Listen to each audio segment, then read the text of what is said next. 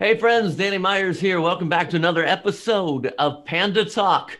We got a couple of guests on here today. Up there, we got Jarrell. He is coming your way from Colorado Springs. How you doing, man? I'm doing great, man. Trying to stay warm. It's cold here. Yeah, and we got Ilan Fong, who at recording time is waiting for the Steelers Baltimore game. By the time you guys probably see this, the game will be over. But Ilan is from Columbus, Ohio. I'm from Cincinnati. And we're going to talk about a couple things today. We got two subjects that I'm glad you guys are on with. We got the role of the DJ, and then the second subject is going to be the DJ manager relationship. So let's start with the role of the DJ because all three of us are DJs. Jeb, you've toyed around in management a little bit, but you came back. So That's I'm right. glad to have you back too. The reason I wanted to bring this up is I saw a post on Facebook from a DJ. Can't remember who it was. Don't want to bash anybody, even though. And it was something about, is it really the DJ's responsibility to change the TV channels? And I started thinking, what's the big deal? I mean, and then you start thinking, is there really a manual of what DJs do? You can't look at your manager and say, yeah, but the DJ in Dayton, Ohio doesn't change TV channels. So it's kind of like, I've worked a couple of clubs in my lifetime, and I've worked some that you don't have to do a whole lot of extra stuff. And I've worked some that I've had to not only change the TVs, but count the dances, collect the money, chase down the girls, and do all the social media and do light and sound maintenance and everything else. So, in my opinion, you do what's expected of you. And now's not a really good time to rock the boat, as you might say, because there's a lot of DJs, they're losing their jobs. Automation's picking up, taking a lot of the DJs' jobs. So that's kind of my thought on it. And I guess I'm going to go to Ilan first up in Columbus, Ohio. You've been DJing for, I don't know how many thousand years, but quarter century. yeah, and you've worked in a lot of different clubs too. What have some of the differences been for you in the different clubs? You haven't worked that many because you've got a longevity thing going, but what have you found? Early in my career, I did. I mean, I had a long residency. I have a long residency at Cahoots, but yeah, I mean, the responsibilities differ a little bit from every club. But the big thing to me would be that it's got to be communicated up ahead in advance, right? And so as long as everything's spelled out and you agree to it before you start working there, and then of course it can be renegotiated or talked about. You don't even have to be paid, but be communicated to is my thing. So for the TV example, yeah, in most clubs I've worked at, you were kind of control of lights, sound, and video. So anything, the TV channels would often be in the DJ booth, and they would radio up a request to change whatever. And usually the club determined what was allowed on TVs, usually either in-house video of girls or in-house promoed girls or sports, and that was it. You couldn't have cheers on, you couldn't have, talk shows on, all that sort of thing. And then just in general, I think one of the big things the DJs have done as a mistake is one thing to help out occasionally. Help your club. I'm all for that. And if they're going to load on a bunch of extra responsibilities, you should be paid accordingly. So if all of a sudden they're asking you to clean the lights every month, and that takes hours, and take them down and clean them and clean the sound systems and do maintenance on that, then you should be paid because you're not a professional light and sound guy. You should be paid accordingly. And for the clubs, you may not want your guy to do it because he may break it. If he's not knowing what he's doing, he's dealing with a bunch of equipment that you may not want messed up. And now you have a bigger bill later. So it's something for both sides to think about. Yeah. Jarrell. Well, it's interesting because the biggest role for a DJ is really his attitude. It doesn't matter what the task is put in front of him. He's the positive motivator, the party bringer constantly. So if it's changing a channel on a TV, that's what it is. We've had Panda members that were cooks at the same time they were DJs. They would literally get an order for fries and a burger, put a girl on stage, take 3 steps back into the kitchen and cook the food, deliver it, and then change the song. It was, the role changes by the club and by what's needed. But the one thing that stays the same consistently, no matter what the gig is that positive mental attitude. Can you imagine coming on the stage? Here's Angus. Hey, could I get that no onions with Bell and oh wait, I screwed that up. and they add Angus to rotation. Yeah, okay. Angus. I got you, Angus. God, what a cow. Great. That's going to be a name I'm going to have to say now. Thank you. Oh, God. How about Wagyu? I like Wagyu beef better anyways. Oh, okay. All right. Well, now let's go on to the second subject, which is the role or DJ manager relationship.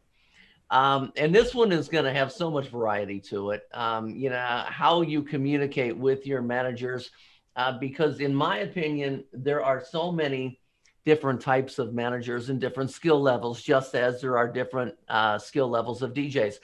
Some managers are just that next guy up. He was the cook for a couple weeks, then he became the bar back, and then the manager quits, and then he became the manager. And a lot of I'm so blessed right now. The club I'm at, I've got fantastic management. I got to say that in case they watch. No, seriously, they're great. But I have worked some where you've got some really low level managers that are basically just fire extinguishers. All they want to do is put out the fire. Whatever's going on, just appease it. And you're not going to gain much with that type of a manager. The ones that just want to please the owner by saying, I've got so many girls tonight, and they don't want to lose girls. So it's kind of the DJ has to suck it up.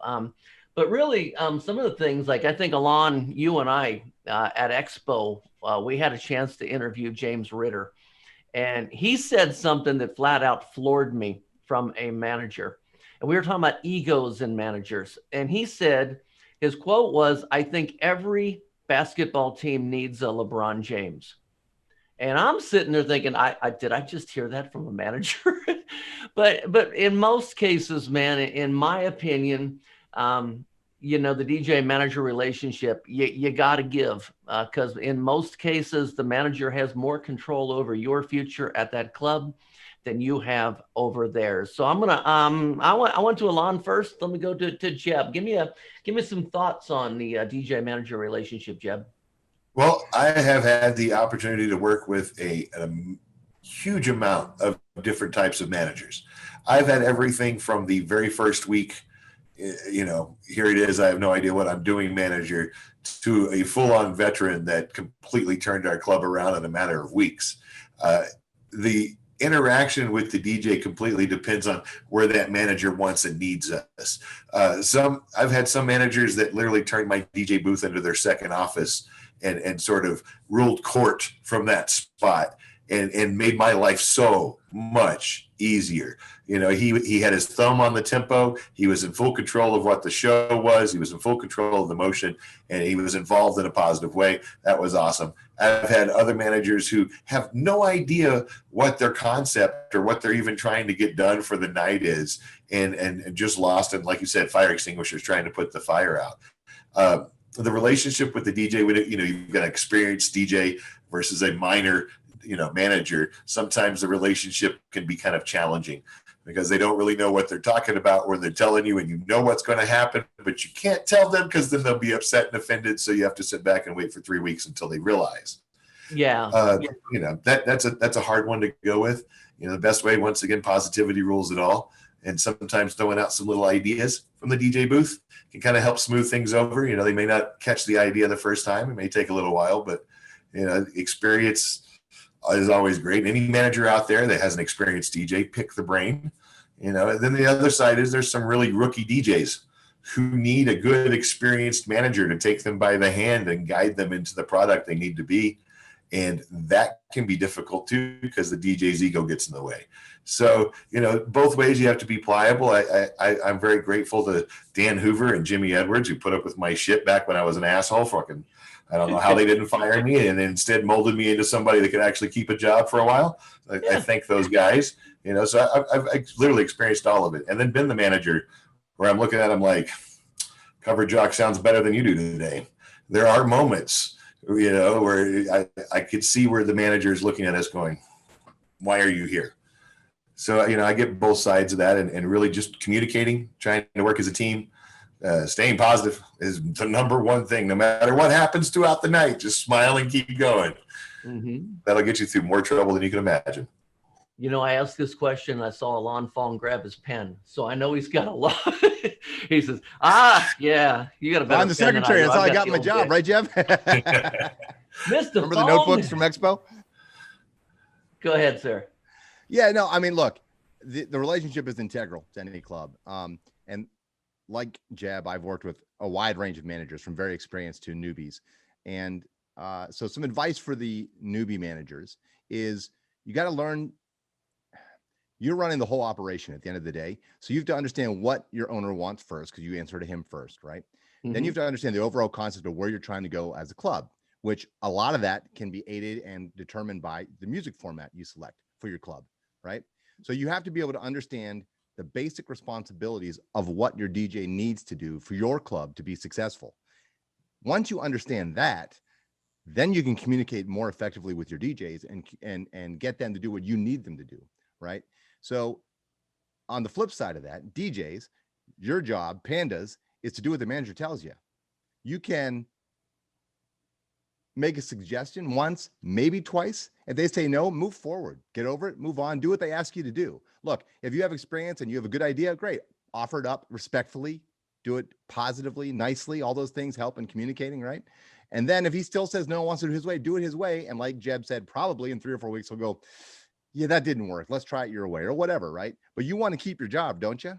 Well, then do what he asks. It doesn't matter if you don't agree with it, and you don't have to agree with everything. That's not what the job entails. So the other important part about going back for the managers, as a DJ, as a young DJ, I learned more from my managers than I did the DJs. I've said this on numerous interviews. The key is your head DJ is not going to work every shift with you and be able to correct you when you're doing something wrong. Who is? Your manager, who's knowledgeable, right? So if it weren't for all those day managers who I worked with who knew what they were doing, and the night managers who knew what they were doing, who came and got up my ass when I was fucking up or doing something stupid, I never would have become the DJ I am now. I learned by modeling after my head DJs and all that, but I would go in on my spare time to learn from them. So as you can see, it's a very symbiotic relationship, and it's very important. You got to communicate. You have to be open-minded, be nice, like Jeb said, be positive, and listen. I've learned from the newbies, and I've learned from the 30-year vets. So you can always learn from somebody. Yeah, the role of the DJ is really, well, actually not the role of the DJ. Back to piggyback on what you were just saying. A lot of it is communication on when you bring something up and how you bring something up. If you have an issue going on and you look at your manager and you start, bitching at him about this and that, you don't want to get that reputation of the guy who bitches all night long. You don't want that whole thing. So you really got to accept your role as a DJ. You are the DJ. You are the DJ. You're going to, your managers are going to do some things that you don't agree with. Your manager is going to do some things his owner doesn't agree with. And it's always going to go back and forth. But it really comes down to, as you said, communication and finding the right time to talk about things, putting them in a suggestive mode. And the one thing that I had to learn very, very early in life is the more you try to tell everybody else how to do their job, the more they're going to get on your ass about your job. It's like, okay, so I just told the manager 3 things he's doing wrong. So guess what? Your manager's probably going to come up with 5 things that you're doing wrong. So you don't want to start that battle back and forth. You got to enroll people. You want to pitch to them. You don't want to tell them what to do. Like, especially if you don't have the authority, you can't tell people what to do. So as a DJ, I can't tell what people do. So even with my entertainers, I would enroll them and explain the reasons why it would benefit their money and their pockets as to why they should go to stage or why they should listen or try a certain type of music at a certain time, and treat them as equals. No one likes being dictated to. I always tried to explain and let them understand the business concepts and vice versa with managers. You know what I mean? So yes, please, managers, don't come up yelling and screaming in the middle of a shift, because I can take it. I have a thick skin. I'm pretty good about taking stuff a certain way, but DJs tend to be creative types, and if you blow them up in the middle of a busy shift, they might be ruined for the night. If they're you know what I mean? You may have shaken their confidence, or you may have. I guarantee you've ruined them for the night. Yeah. There's nothing harder than a manager taking all the wind out of your sails at 11:45. What the fuck are you playing this song for? Yeah. The rest of the night's done. If they just write that down in a notebook and hand that to us at the end of the shift, they would have such a faster impact on what happens without anyone knowing. Because it is so hard to work those last couple of hours deflated. It really is. And I know that sounds egotistical, but you've got somebody that is constantly performing. Unlike the entertainers and everyone else in the building, they only do a set. The DJ is on from the second he walks in the building until he walks out the building. It's that energy, that vibe has to keep going. And when those sales are down, it's a rough haul for the rest of the night. So be careful who you yell at, please. We love you. We'll take criticism, but it's a lot easier if you just write it down and hand it to us than yell at us. And DJs, try to remember too, you got to have boundaries too, man, as a DJ. Like, try not to take it too personally. The manager probably not attacking you personally. They may be bad at delivering the message. But at the end of the day, just be like, okay, yeah, don't play that song. I get it. Deep breath. Where was I? What am I doing? Let's get this room back up. Let's get my energy back up. That's when sometimes as a DJ trick, I'll play a song I like, or I'll just start fucking with the crowd in a fun way just to get myself in a better mood again. You know what I mean? So. Yep. Oh, cool. Well, you know what? I want to keep doing Panda Talks as much as possible. So I'm going to talk to the people out there in the industry. What do you think we should talk about on future shows? Give me some thoughts. Who else would you like to see on here? Would you like to see entertainers on here? Would you like to see some managers on here? Maybe owners. So, give us your thoughts. Give me your thoughts. Drop them in the comment box. And that's what we want to know about, man. Panda Talk. Thanks, guys. Peace out, man. We're in this together. One strip club, one industry, baby.